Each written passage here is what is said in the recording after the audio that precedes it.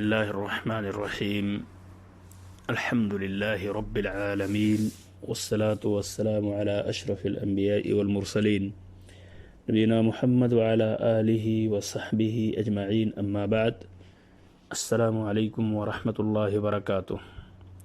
معزز سامعین کرام، جیسا کہ اس سے پہلے دروس میں وضو سے متعلق چند چیزیں آپ نے سماعت فرمائی، آج بھی وضو سے متعلق ہی یہ درس ہوگا۔ صاحب کتاب نے مسئلہ نمبر 23 کے تحت جو بات ذکر کی ہے وہ وضو کے اعضاء ایک بار یا 2 بار یا 3 بار دھونے جائز ہیں، اس سے زائد دھلنا گناہ ہے۔ اعضاء وضو کے سلسلے میں یہ ہمارے لیے جان لینا نہایت ہی ضروری ہوگا کہ ہم وضو کے اعضاء کو کتنی بار دھلیں، 1 بار، 2 یا 3 یا 3 سے بھی زیادہ بھی دھل سکتے ہیں یا نہیں۔ تو اس سلسلے میں اللہ کے رسول صلی اللہ علیہ وسلم کی جو سنت ہے وہ یہی ہے کہ 1 بار بھی تمام اعضاء کا دھلنا جائز ہے، 2 مرتبہ اور 3 مرتبہ زیادہ سے زیادہ دھلا جا سکتا ہے۔ آپ چاہیں تو 3 مرتبہ ہتھیلی کو دھلیں، 1 ہی بار چہرے کو دھلیں، 3 مرتبہ کلی کریں، ناک میں 1 ہی مرتبہ پانی ڈالیں، استنشاق کریں، اور اگر چاہیں تو 3 مرتبہ سارے اعضاء کو دھلیں، 2 مرتبہ سارے اعضاء کو دھلیں۔ اختلاف کی کوئی بات نہیں ہے، کوئی ضروری نہیں کہ سارے اعضاء کو 3 بار یا 2 بار دھلیں، یا 1 بار دھلنے کے بعد 2 بار دوسرے اعضاء کو نہیں دھل سکتے ہیں، اس طرح کی چیزیں نہیں ہیں۔ البتہ یہ ضروری ہمیں پابندی کرنی ہوگی کہ 3 مرتبہ سے زیادہ اعضاء وضو کو نہ دھلیں۔ تو اس سلسلے میں صاحب کتاب نے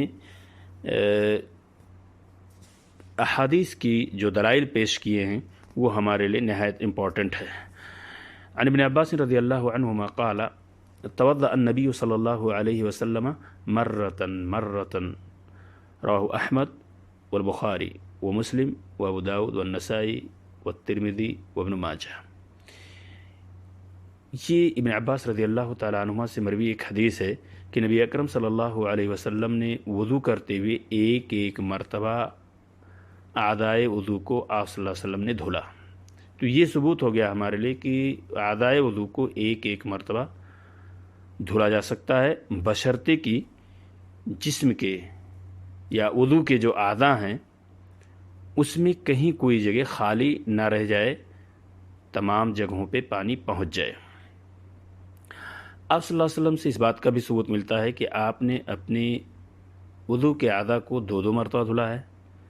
عن عبداللہ بن زید رضی اللہ عنہ ان النبی صلی اللہ علیہ وسلم توضأ مرتين رواہ احمد والبخاری۔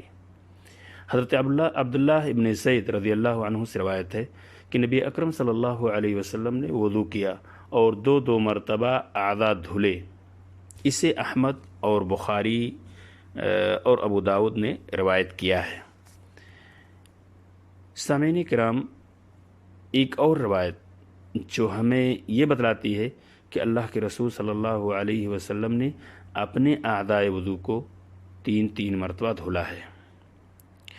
عن عمرو بن شعیب عن ابیہ عن جدہ رضی اللہ عنہ قال جاء اعرابی الى رسول اللہ صلی اللہ علیہ وسلم يسأله عن الوضوء فأراه 3 وقال هذا الوضوء فمن زاد على هذا فقد أساء وتعدى وظلم رواہ احمد والنسائی وابن ماجہ۔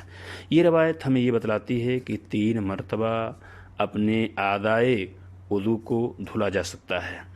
اس سے زیادتی پر کسی بھی طریقے سے وضو کرنا یا جسم کے اعضاء کو 3 مرتبہ سے زیادہ دھلنا کسی بھی صورت میں جائز نہیں ہے، بلکہ یہ گناہ کا باعث ہوگا۔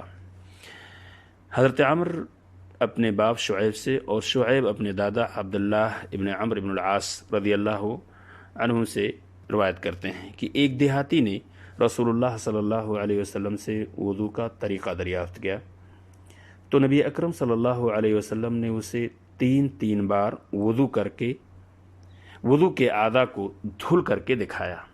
उस देहाती ने जब वज़ू का तरीक़ा दरियाफ़्त किया तो रसूलुल्लाह सल्लल्लाहु अलैहि वसल्लम ने उसे 3 बार वज़ू के आदा धोकर दिखाए और फरमाया वज़ू का तरीक़ा यही है। जिसने इससे ज़्यादा आदाए वज़ू को धोया उसने बुरा किया, ज़्यादती की और जुल्म किया। ये रवायत मुस्नद अहमद, नसाई और इब्न माजा के अंदर मौजूद है। मुअज़्ज़ज़ सामीन, मैं उम्मीद करता हूँ कि ये बात बिल्कुल हमारे सामने वाज़ेह हो गई होगी कि हम अपने जिस्म के अपने आदाए वज़ू को 1 मरतबा भी धो सकते हैं, 2 मरतबा और 3 मरतबा भी धो सकते हैं और 3 से ज़्यादा धुलने की कोई गुंजाइश नहीं है। 3 से ज़्यादा धुलना ये बाइसे गुनाह होगा। अल्लाह तबारक ताला हमें और आपको रसूलुल्लाह सल्लल्लाहु अलैहि वसल्लम की लाई हुई सुन्नत, लाई हुई शरीयत पर अमल करने की तौफीक अता फ़रमाए। अस्सलामु अलैकुम व रहमतुल्लाहि व बरकातुहू।